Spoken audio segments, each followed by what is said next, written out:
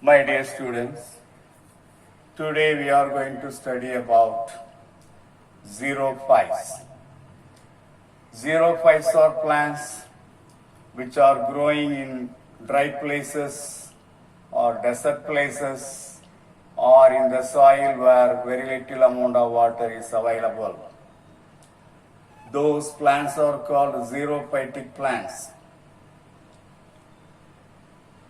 Xerophytic plants live in dry condition. The dry condition is referred as xeric condition. Based on the dry habitat, dry condition of the place, there are two types of xerophytic habitat considered. One is physical dryness. Second one is physiological dryness.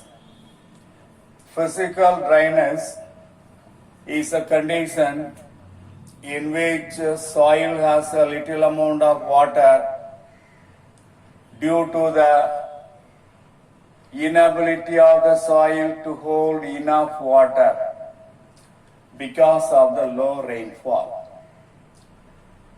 If there is a low rainfall, the soil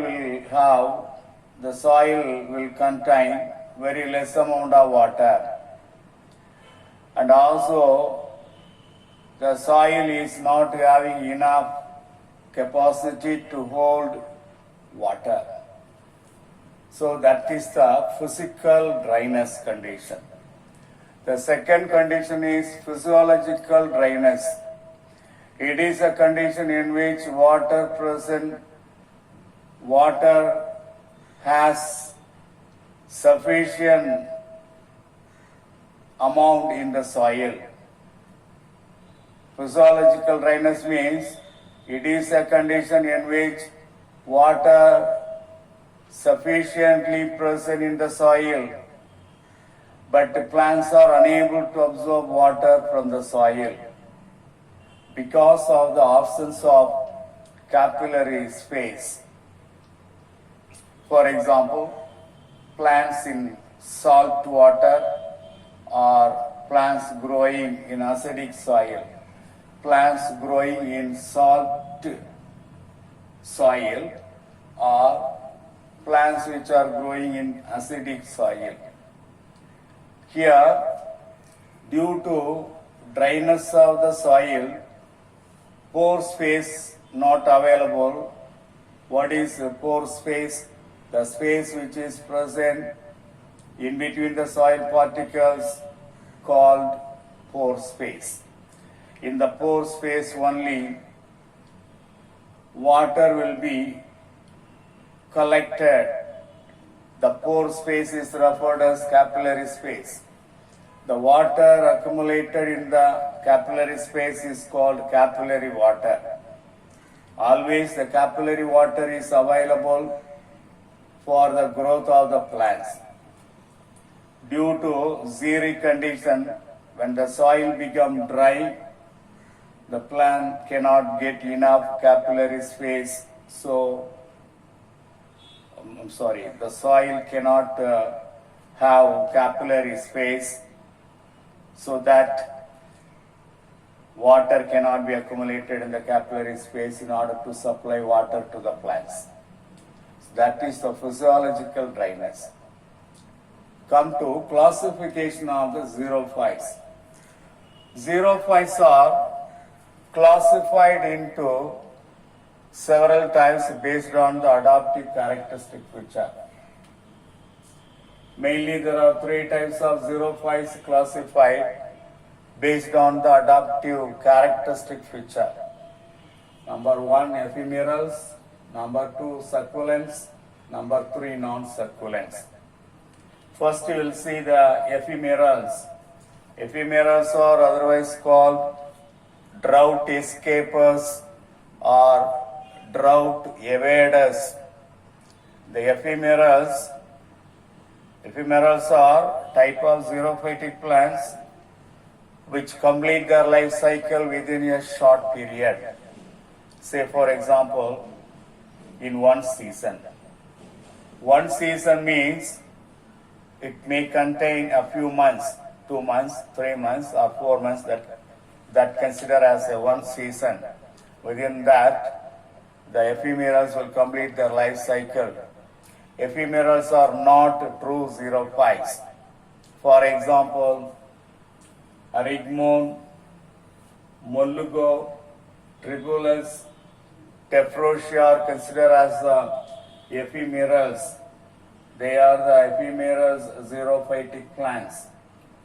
The second one is succulents. Succulents are collectively called drought-enduring plants. The drought-enduring plants or succulent plants will store water in their plant pods, either in the root system or in the stem or in the leaf.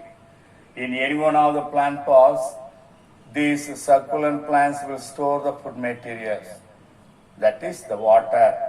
Water is the food materials for the xerophytic plants. Hence, some of the adaptive characters can be seen in order to resist the extreme drought condition. They are succulents. For example, aloe vera, bryophyllum, begonia. 3 plants are given as the example for succulent plants. In the case of aloe vera, the stem is thick, stout, fleshy in nature that store water. Water storage tissue is there in the leaf of aloe. Come to non-succulent plants. Non-succulent xerophytic plants are drought-resistant plants. They are considered as the true xerophytes. They can withstand both external and internal dryness. They have many adaptations to resist dry conditions. For example, casuarina, Nerium, Gigifus, Acacia. Gigifus diagram is given. Yalanda chedi, that is Gigifus.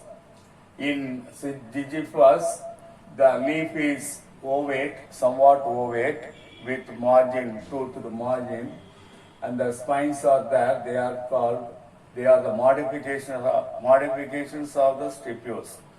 They are stipular spines. These non-succulent plants can resist the dry condition to the maximum. So they are drought-resistant plants. One more plant is the trichophilous plants. When the leaves and stem are covered with hairs in xerophytic plants, in some of the xerophytic plants, the stem and leaves are fully covered with hairs. Such xerophytic plants are called trichophilous plants.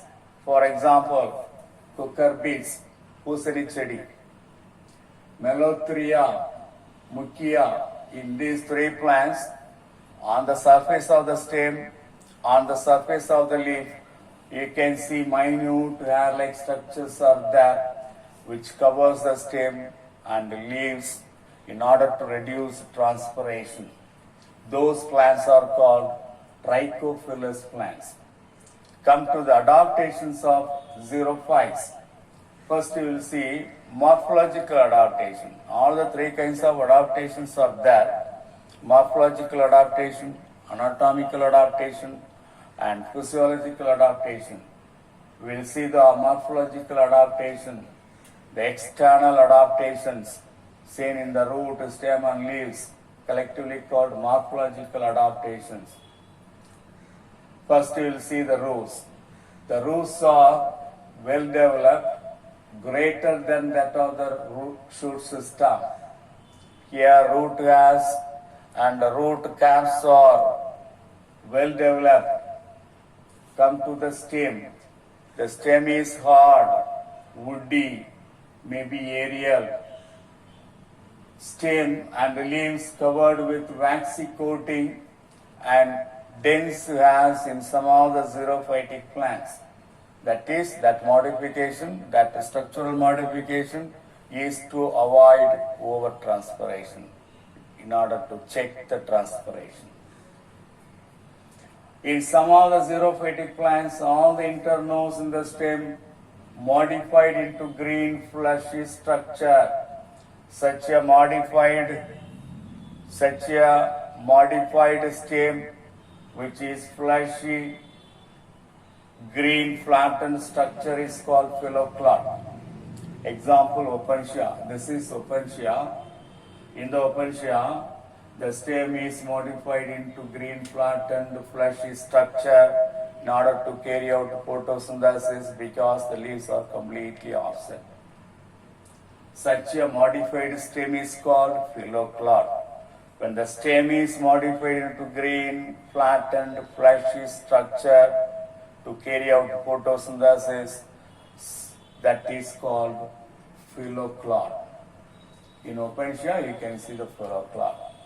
In some of the xerophytic plants, one or two internodes modified into fleshy green structure to carry out photosynthesis. Such a structure is called cladode. In phylloclad, all the internodes of the stem modified into green flattened fleshy structure to carry out photosynthesis. But in the case of cladode, only one internode or maybe two internodes modified into fleshy green structure to carry out photosynthesis, because in the case of asparagus, this is asparagus, scale leaves are there, the leaves are very minute, and such a kind of leaves cannot carry out photosynthesis effectively. That's why the stem with one node, one internode or two internode modified in order to fleshy green structure to carry out photosynthesis.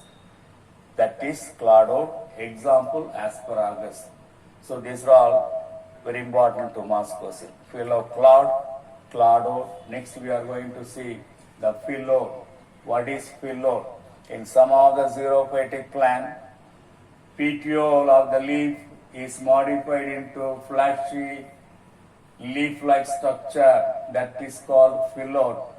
Example, Acacia melanoxylon. This is Acacia melanoxylon. Here the leaves are bipinnately compound leaf. The petiole is modified into green flattened structure to carry out photosynthesis. Such a green flattened structure is called phyllo. So these are all the modifications of the stem in the case of xerophytic plants. In most of the xerophytic plants, that is the modification you can see. So these are all the modifications. So far we have seen the types of xerophytes, types of xerophytic habitat, morphological adaptations. In morphological adaptations, root and stem we have seen. That's all.